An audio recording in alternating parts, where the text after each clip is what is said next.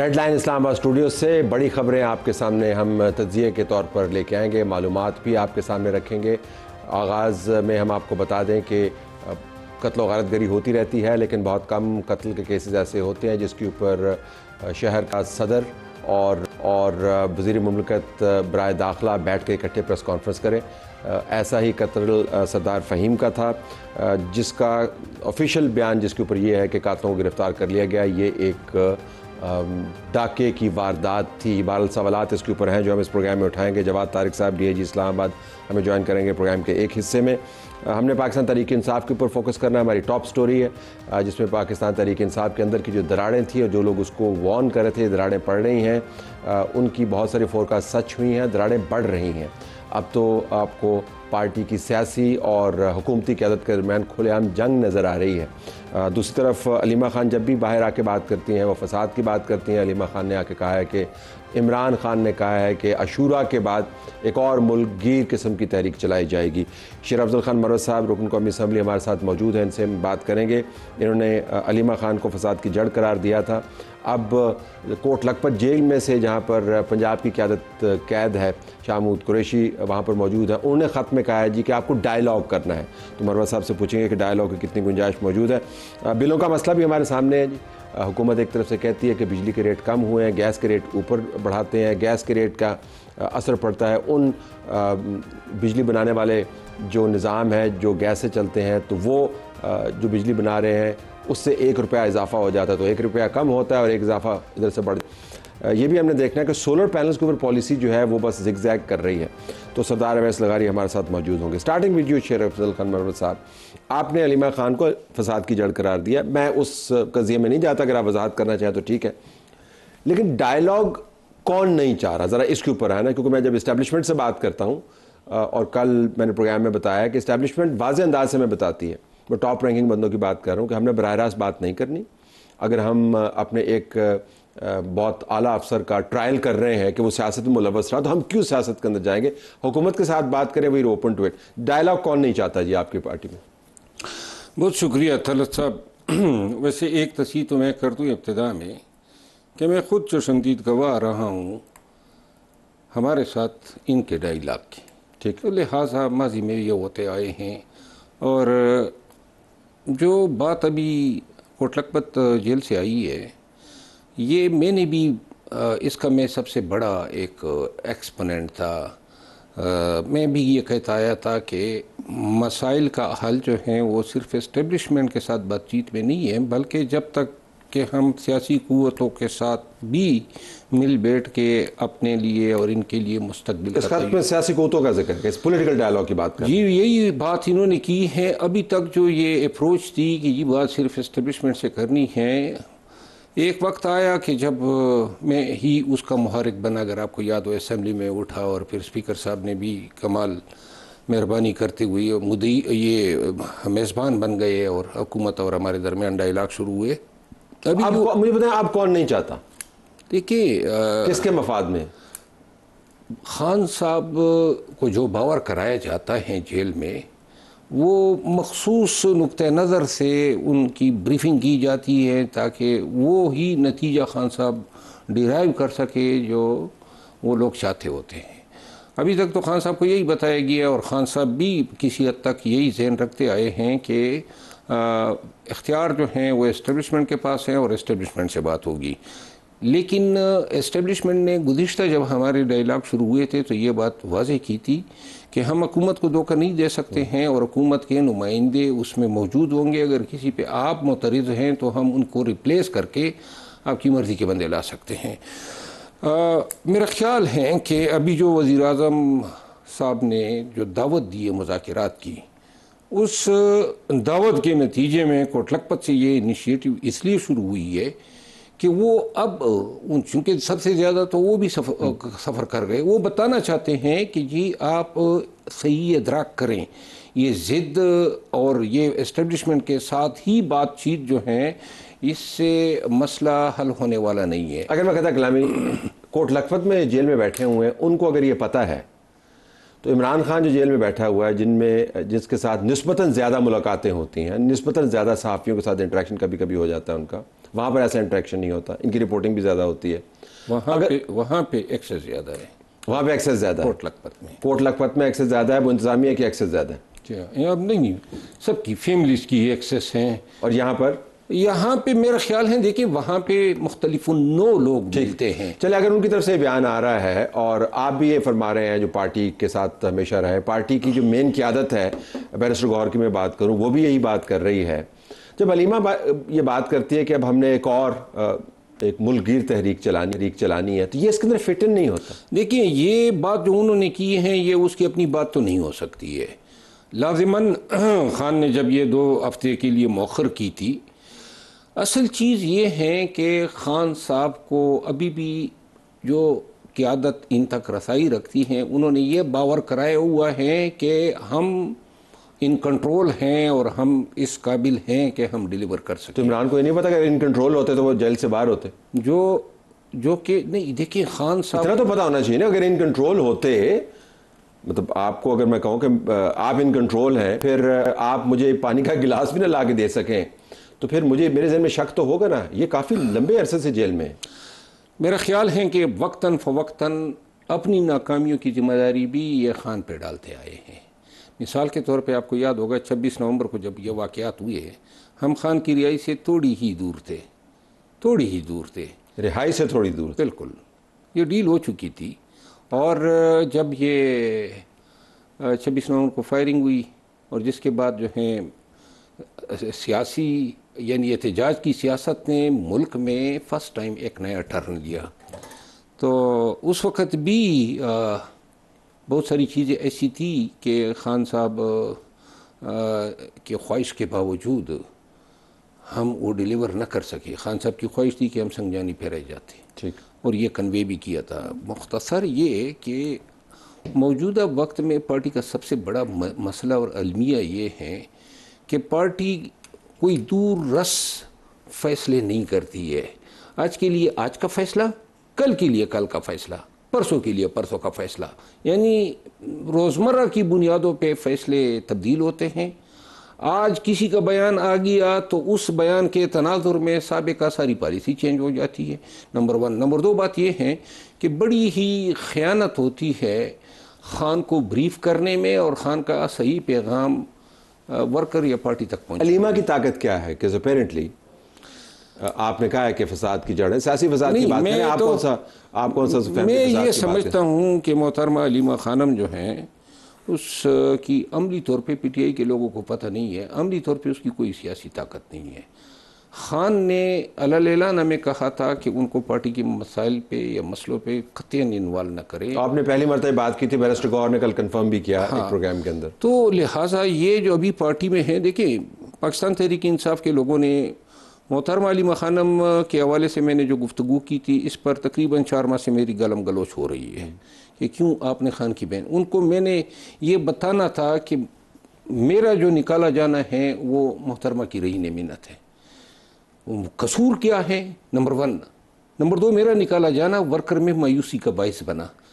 Number 2 یہ ہے کہ جو لوگ 9 مئی کے بعد آپ کی پارٹی کے لیے اٹھے, نقصانات اٹھائے, تکلیف, ان کا آپ یہ اشر کر رہے ہیں. جن لوگوں نے رتی برابر تکالیف نہیں اٹھائی ہیں وہ آج پارٹی میں جو ہے اعلیٰ کلیدی عہدوں پہ فائز ہیں. مسئلہ یہ ہے کہ خان کی بہن ہیں, اور مسئلہ یہ بھی ہے کہ وہاں دیکھیں آپ ایک چیز اور دیکھیں کہ پہلے یہ سیاسی قیادت یا وکلاء آ کے جیل کے باہر خان کا پیغام دیتے تھے. محترم سلمان اکرم راجہ صاحب نے یہ داؤ کیلا کے ہائی کورٹ میں اپنے تئیں بیان الفی دے دیا کہ جی یہ علاوہ خان کی بہنوں کی کوئی اور یہ بات نہیں کرے گا. اب اس سے سگنیفیکنس بڑھتی ہے سیاسی طور پہ کہ جی انڈورسمنٹ ہے نا. ہاں, تو اب وہ یہ کہ پارٹی ہائی کورٹ آنا ہے, کس دن آنا ہے, کب آنا ہے, کتنے لوگوں نے آنا ہے, کے پی ہاؤس میں جمع ہو جانا ہے, کیا فیصلہ ہونا ہے. عملی طور پہ خان کے نہ چاہنے کے باوجود بھی وہ سیاست پہ جو ہے, تو خان تو مائنس ہو گیا نا پھر. آپ دوسری بات خان کو دیکھیں, اتنی کوئی ایسی کوشش سے خان کبھی مائنس نہیں ہو سکتا. فیصلہ سازی میں تو مائنس ہو گیا نا اس وقت. اپنی قسمت کے فیصلے میں جس چیز نے نقصان کیا ہے نا وہ یہ ہے کہ پارٹی میں کوئی ایسا لیڈر نہیں ہے. علی امین خان کی حکومت کا کیا اثر کیا بجٹ کا پاس کرنے پہ؟ کس کی حکومت ہے؟ کس کی پارٹی ہے؟ پولیٹیکل کمیٹی نے، کور کمیٹی نے، کابینہ نے، پارلیمانی کمیٹی نے، سب نے کہا بجٹ پاس کرتا تھا. کیوں ہے آخر کیوں؟ یعنی اپنے بجٹ کو مشروط کیوں کر رہے ہو کہ خان اس کو پاس کرے گا تو تب یہ پاس ہوگا؟ اس کے بعد اسلام آباد ہائی کورٹ کے سامنے جتنی گالم گلوچ ہوئی، جو قیادت کو اور کے پی کی قیادت کو جو گالیاں پڑی، لوگوں کو قصدن لایا گیا تھا. اب یہ لوگ متنفر نہیں ہوں گے، آپ جیلیں کاٹے، آپ پرچے کاٹے، آپ تکالیف اٹھائے، اوپر سے یہ گالیاں سے جس طرح میں سہ رہا ہوں. بہرحال لیکن آپ کے لیے تو ٹرینڈ بھی اب میں دیکھ رہا چل رہا ہے کہ جی آپ کو واپس لایا جائے. ہاں، یہ آپ نے خود چلوایا؟ میرے پاس تو اگر چلوانے ہوتے تو میں اس وقت چلا تھا جب ان کی ایما پہ میرے خلاف گالیوں کے ٹرینڈ چل رہے تھے. اور آپ کی واپس آنے کی کیا شرط ہے اگر یہ آپ کو واپس لانا میں چاہے؟ نے تو دیکھیے میں نے اس وقت بھی کہا تھا کہ میں نے تو پارٹی کے کاس کے لیے، دیکھیے حقیقی آزادی کے لیے، جمہوریت کی بالادستی کے لیے، یہ میرا کاس تھا. 9 مئی کے بعد اس کو میں لے کے چلا اور پورے ملک تک ہم نے اس کو پھیلایا. نہیں، آپ کی شرط کیا ہوگی؟ اب شرط میں عرض کروں نا، میں نے کیا مانگا تھا؟ کچھ دیا ہے نہ مانگا ہے. اور اس وقت بھی میں یہ کہتا تھا اور میں آج الفن کہتا ہوں کہ اگر 8 فروری کے بعد یہ مجھے احتجاج جس طرح میں نے جاری رکھا ہوا اگر کرنے دیتے، خان کب کا رہا ہو چکا ہوا تھا. خان کی یہ قید و بند میں، اور یہ بعض فیصلے ایسے ہوئے ہیں جس سے اسٹیبلشمنٹ کو فائدہ ہوا ہے. جس طرح کہ جب یہ جو ابھی ریزرو سیٹوں پہ فیصلہ آیا ہے، تو ریزرو سیٹوں پہ فیصلہ کیوں آیا ہے؟ یعنی جواز کس چیز کو بنایا گیا کہ بھائی آپ نے کسی پارلیمانی پارٹی کو شمولیت کیوں نہیں کی؟ اب میں اس کا جواب دوں. دیکھیے میرا صرف اتنا ہی مطالبہ ہے کہ میں بہت زیادہ ہرٹ ہو چکا ہوں. بجائے اس کے کہ میری خدمات کا اعتراف ہو، گالیاں نہیں کا حقدار میں نہیں تھا. اور میں صرف یہی میرا ایک تقاضا ہے کہ جو میرے ساتھ رویہ برتا گیا ہے اس پہ تاسف کا اظہار کرے. میں اس بکھری ہوئی پارٹی کو، اس منتشر طاقت کو یکجا کرنے کی صلاحیت بھی رکھتا ہوں اور لیڈ کرنے کی، احتجاج کی ایک ایسی شکل میں احتجاج لیڈ کر سکتا ہوں جو موجودہ حالات میں پی ٹی آئی کو جو ہے وہ ونڈیکیٹ کر سکتی ہے. اب 2 لفظی اور 3 لفظی جواب دینے، میرے پاس 3 سوال ہیں. علی امین گنڈا پور کی حکومت جاری ہے یا ٹھہر رہی ہے؟ فی الوقت تو کوئی اندیشہ نہیں ہے اس کو. اور یہ وقت کب تک ہے؟ جب تک جو ہے یا تو پارٹی خود اس پہ وار نہ کرے اور یا پھر جو ہے پی ٹی آئی کو بالکل واش آؤٹ کرنا ہوا تو تب تک. پی ٹی آئی کا نمبر 1 چیلنج اس وقت ایشوز کے حوالے سے کیا ہے؟ ایشو کے حوالے سے نمبر 1 ایشو کیا ہے؟ پی ٹی آئی کا نمبر 1 ایشو جو ہے اس کی اپنی یونٹی ہے. یہ تقسیم ہو چکی ہے، یہ بالکل اس سے بھی بری حالت پہ پہنچ گئی ہیں جب 9 مئی ہوا تھا. آپ نام لینا چاہیں یا نہیں؟ اگر کسی شخصیت کا نام لینا ہو جو مسئلے کی بنیاد ہے، وہ کون ہے پارٹی میں؟ دیکھیے ایک شخصیت نہیں ہے. 3 کے نام لے دیں. دیکھیے بیسیکلی پارٹی میں میرٹ کے خلاف فیصلے، بدنیتی پر مبنی فیصلے، اپنوں کو کپانے کے فیصلے، ان چیزوں نے پارٹی کا یہ اثر کیا. سمارٹ آنسر، بہت شکریہ. ناظرین، پروگرام ہمارا جاری ہے. جب ہم واپس آئیں گے تو بات کر رہے ہوں گے اسلام آباد کی ایک بڑی خبر کی، جو قتل کا حل ہونا ہے.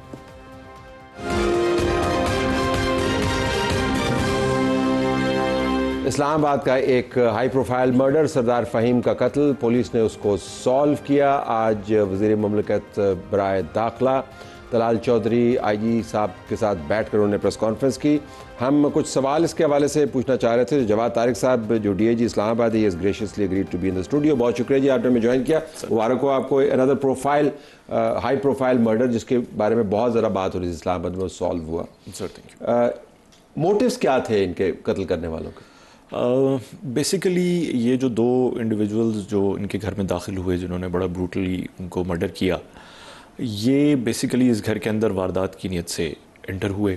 رات کے ٹائم تقریباً 2 بجے کے اراؤنڈ دیوار پھلانگ کے اندر آئے.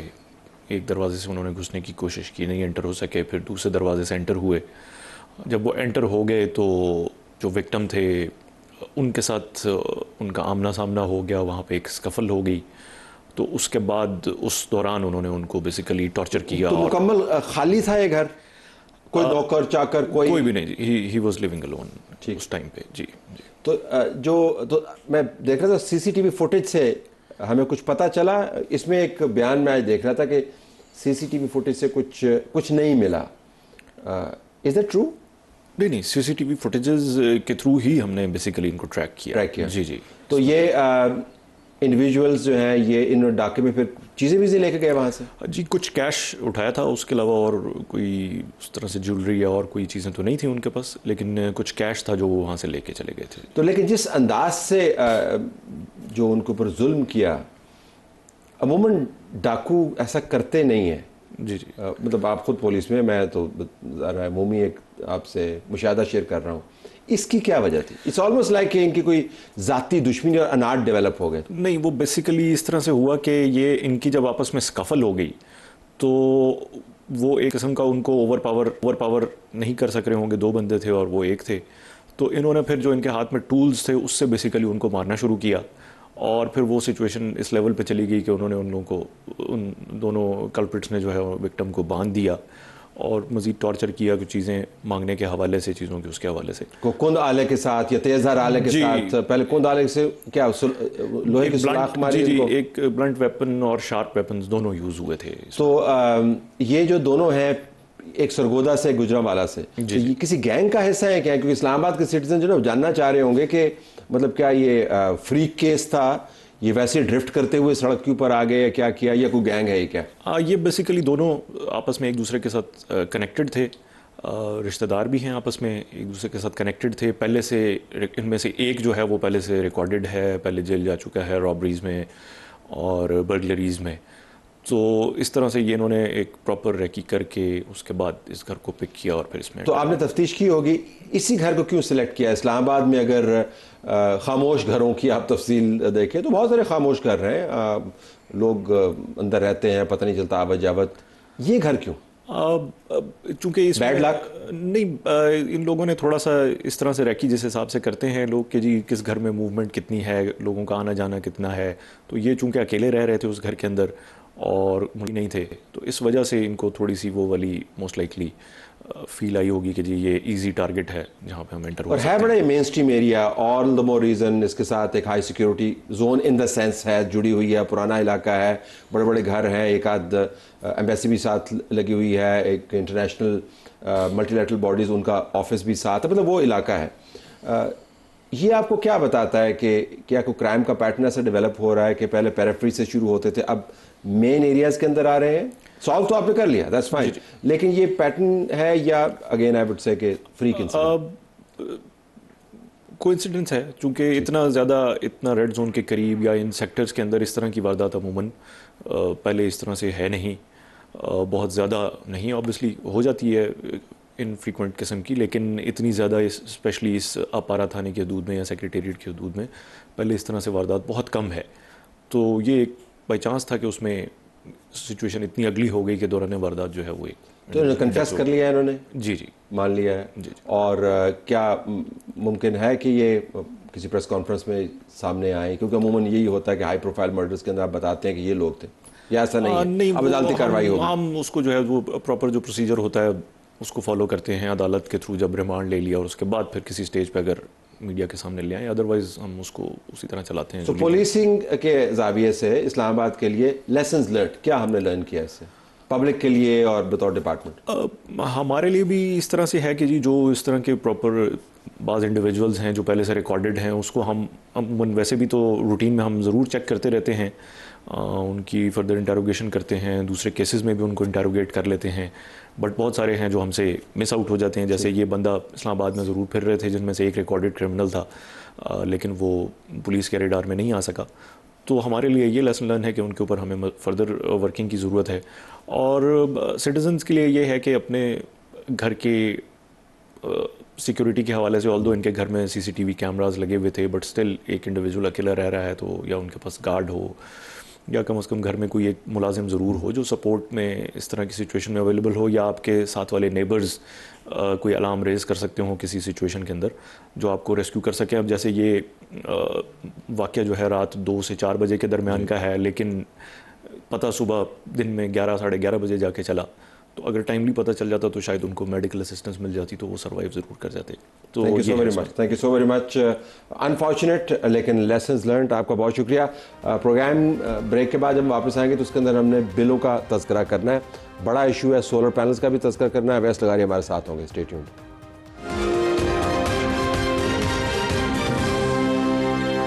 سردار اویس لغاری صاحب, بہت شکریہ آپ نے ہمیں جوائن کیا. پہلے تو میں آپ سے جاننا چاہوں گا کہ سولر کے اوپر ہماری پالیسی کیا ہے. میں آپ کا ایک بیان دیکھ رہا تھا جس میں آپ نے فرمایا کہ پتہ نہیں ہے کہ سولر کی پرانی پالیسی چلے گی یا نہیں چلے گی. تو سولر پر ایز وی سپیک ہماری پالیسی کیا ہے؟ دیکھیے جی, سولر کی نیٹ میٹرنگ کی جو پالیسی ہے اس کی میں آپ کو عرض کروں, اسی کو غالباً آپ سولر کی پالیسی کے اوپر ریفر کر رہے ہیں. وہ ایک ریگولیشنز ہیں جس کے مطابق ہم اجازت دیتے ہیں کہ آپ ہمارے گریڈ کے ساتھ کنیکٹ کر کے آپ بجلی کی خرید و فروخت ہمارے ساتھ کر سکتے ہیں. اس کو نیٹ میٹرنگ کہا جاتا ہے. ٹھیک. اب اس کی کچھ کنڈیشنز ہیں جو 2017 میں نے بطور پاور منسٹر کے یہ چیز انٹروڈیوس کی تھی. اس میں 3 چیزیں ہوتی ہیں. آپ کا جو الاؤڈ لوڈ ہے, جو آپ کا میٹر کا لوڈ ہوتا ہے, آپ اس لوڈ سے کتنا زیادہ بڑا سسٹم یا اس کی برابری کا سسٹم لگا سکتے ہیں, نمبر 1. نمبر 2, اس کی شک ہوتی ہے کہ آپ سے جو فالتو بجلی ہوگی وہ کس قیمت پہ خریدی جائے گی. تو یہ 2 بیسکلی شکیں ہوتی ہیں جس کے مطابق ہمارا اور 3,23,000 جو کنزیومرز ہیں پاکستان کے جو سولر نیٹ میٹر پر ہیں ان کا ایک ریلیشن شپ ہوتا ہے. اور اس کی قیمت خرید جو ہے یہ 2017 سے لے کے آج تک جو ہمارا ریگولیٹر نیپرا ہے وہ مختلف اوقات کے اندر اس کو بڑھاتا رہا ہے جس قسم کی جیسی بجلی کی قیمت بڑھی. لیکن پچھلے تقریباً 1 سال میں جب بجلی کی قیمت کے اندر آج تک انکلوڈنگ ٹیکسز 11 روپے سے زیادہ کی کمی آ چکی ہوئی ہے پر یونٹ کی, تو ان قیمتوں کو ریوائز ڈاؤن ورڈ نہیں کیا گیا جس طرح اپ ورڈ کیا گیا تھا. تو ہم اس وقت اس حقیقت کو جان اور پہچان چکے ہیں بطور ایک پاور ڈویژن کے کہ اگر انہی قیمتوں کے اوپر خریداری جاری رہی اور انہی کنڈیشنز کے اوپر جاری رہی تو 2 چیزیں ہوں گی. ایک, سولر نیٹ میٹر کا جو میرے اور آپ کی طرح مالک ہے وہ بجائے 3 یا 4 سال کے اندر اپنے پیسے پورے کرنے کے جو ایک ہیلدی ریٹ آف ریٹرن ہوتا ہے جو ٹرانسلیٹ کرتا ہے 25% کے قریب آپ کو جی منافع دینے کا اپنی انویسٹمنٹ کے اندر, اس کے بجائے وہ 50% تک کا جی منافع کما رہا ہوگا. نمبر 1.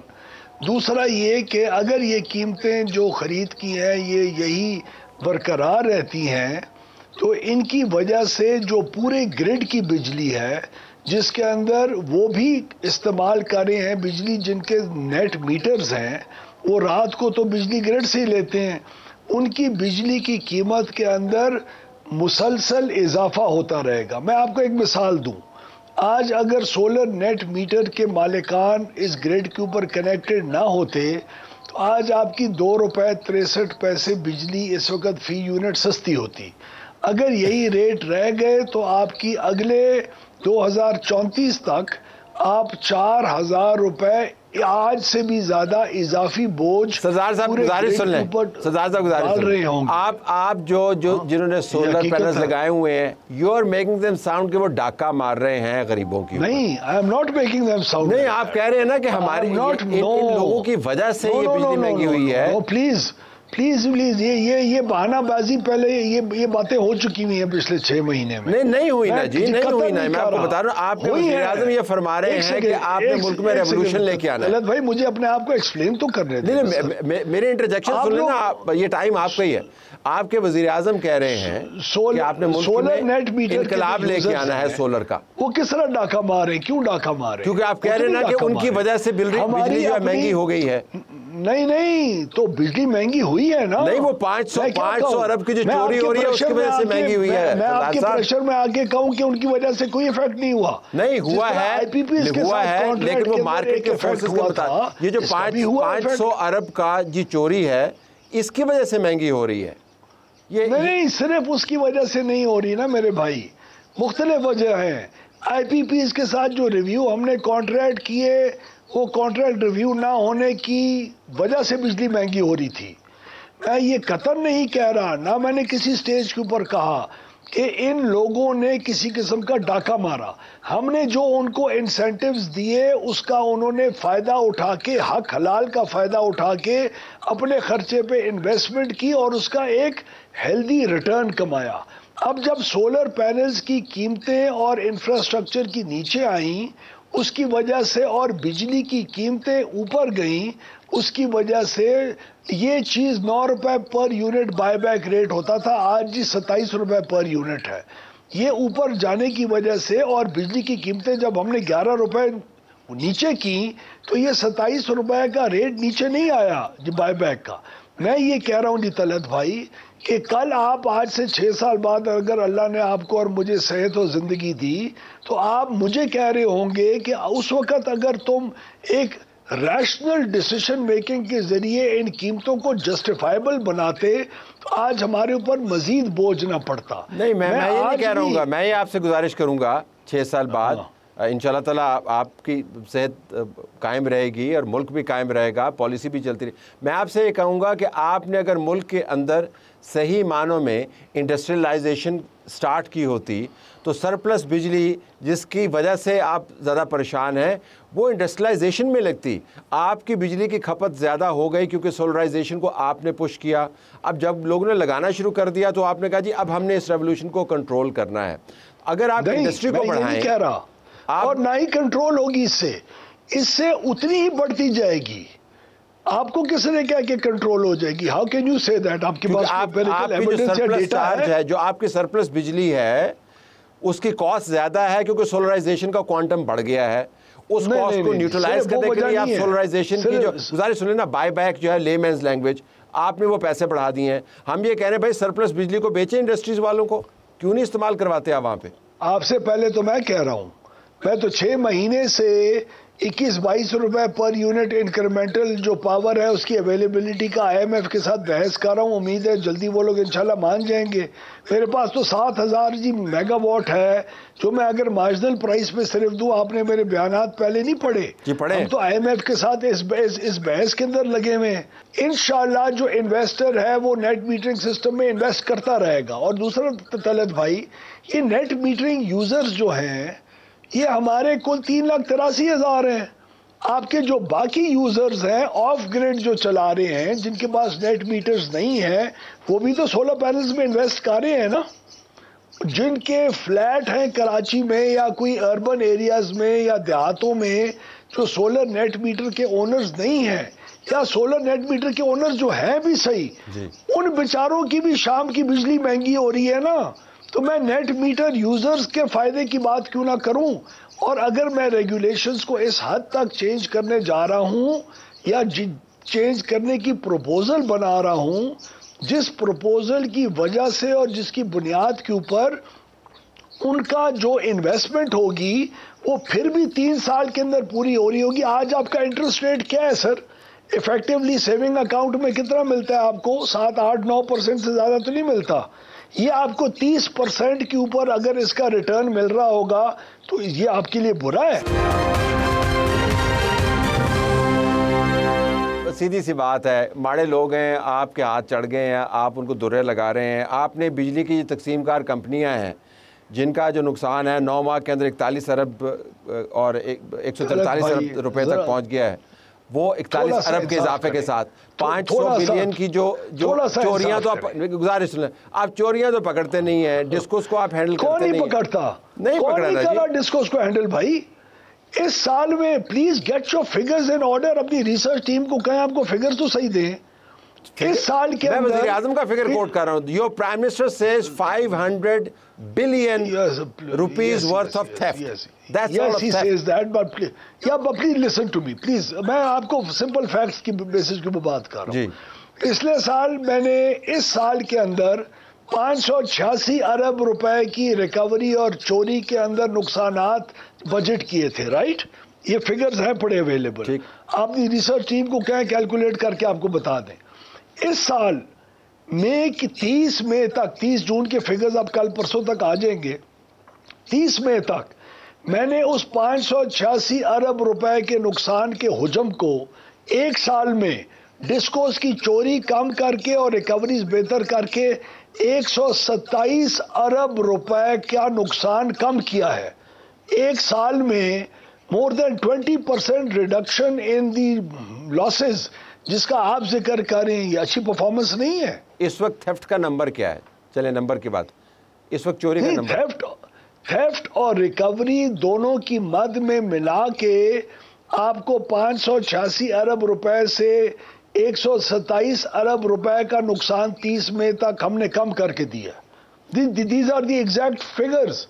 آپ کی ریکوریز جو کبھی 96-97% سے ہماری ڈسکوز میں اوپر نہیں جاتی تھی، ہم نے نہ صرف اس سال کی پوری ریکوری کی، پچھلی ریکوریز کو بھی ہم نے ہارویسٹ کیا.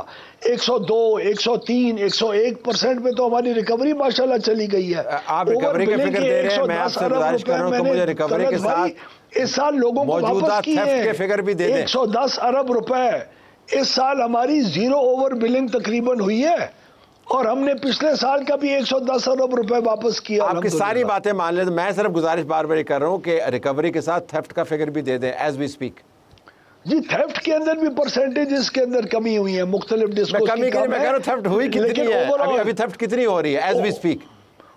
اوور آل اباؤٹ 1.5 to 2% ہم نے تھیفٹ کے اندر کمی کی ہے تمام ڈسکوز کے اندر. اچھا چلیں اب بجلی کے بلوں کے اوپر تھوڑی سی بات کر لیں. آپ اس کو ریشنلائز کر رہے ہیں، بہت اچھی بات ہے. آپ نے اس کا جو غیر ضروری برڈن تھے، بھلے وہ 50 روپے کے تھے جو بھی تھے، لیکن یہ جو آپ نے 200 یونٹ والے صارفین کا جو بنایا ہوا ہے ایک کیٹیگری، آپ نے سوشل میڈیا کے اوپر ڈیبیٹ دیکھی ہوگی. جو ہی آپ 201 یونٹ کے اوپر جاتے ہیں تو آپ کا بجلی کا بل چھلانگ لگاتا ہے. آپ کے خیال میں یہ ریشنل چیز ہے کہ 200 کیا کیٹیگری بنائے؟ جی گو ہیڈ. کیا کیٹیگری بننی چاہیے؟ کہیں نہ کہیں تو 1 یونٹ کے فرق کے اوپر سلیب چینج ہوگا نا. جی تو 200 پہ نہیں ہوگا تو 250 پہ ہوگا، 250 پہ نہیں ہوگا تو 300 پہ ہوگا. اور یہ 200 یونٹ ہے کیا؟ بائی دا وے آپ کے ویورز کو یہ سمجھنے کی ضرورت ہے، اور ہمارا فرض ہے کہ ہم ایکسپلین کریں اپنی پوزیشن کو. 200 یونٹ کے نیچے والا جو صارف ہے اس کو اس وقت تقریباً بجلی کی قیمت سے 80% کم قیمت کے اوپر سبسڈائز بجلی مل رہی ہے. ٹھیک ہے، وہ لوگ ہیں جو معاشرے کے اندر متوسط طبقہ ہے، لو انکم گروپس ہیں، جن کو گورنمنٹ اس وقت 250 ارب روپے کی سبسڈی دے کے سسٹین کر رہی ہے. میں کہہ رہا ہوں یہ میتھمیٹیکل پریسیجن جو آپ نے کریٹ کی ہوئی ہے کنزمپشن کے اوپر اپلائی نہیں کرتی. نہیں تو مجھے نہیں، یہ کنزمپشن کے اوپر ہی اپلائی کرتی ہے. نہیں، کنزمپشن کے اوپر اپلائی نہیں کرتی. جو بالکل غریب ہے، جو تھکا ہوا ہے، جس کے لیے آپ نے یہ سہولت میسر کی ہے، اس کے پاس کیا میتھس کا ایسا فارمولہ ہے کہ 200 کرے اور 201 نہ کرے؟ میں صرف آپ سے یہ جاننا چاہ رہا ہوں. اور 201 کرے گا تو آپ اس کی کلاس کیٹیگری چینج کر رہی ہے. زیادہ جانتا ہے وہ، اس کو پتا ہوتا ہے ایک بلب اور ایک پنکھے کے کتنے یونٹ آئیں گے، وہ ہم سے بہتر جانتا ہے. لیکن یہ اس کا الٹا ہے کہ آپ کو حساب بتاؤں. ان 200 یونٹ کے نیچے رہنے والے 1.90 کروڑ صارفین میں سے میرے اندازے کے مطابق بہت سارے ایسے ہیں جو متوسط طبقہ نہیں ہے، جنہوں نے ایک ہی پورشن میں، ایک ہی گھر میں، ایک ہی ہاؤس ہولڈ کے اندر غالباً زیادہ میٹرز بھی لگائے ہوئے ہیں اور اپنے آپ کو 200 یونٹ سے نیچے لے آتے ہیں.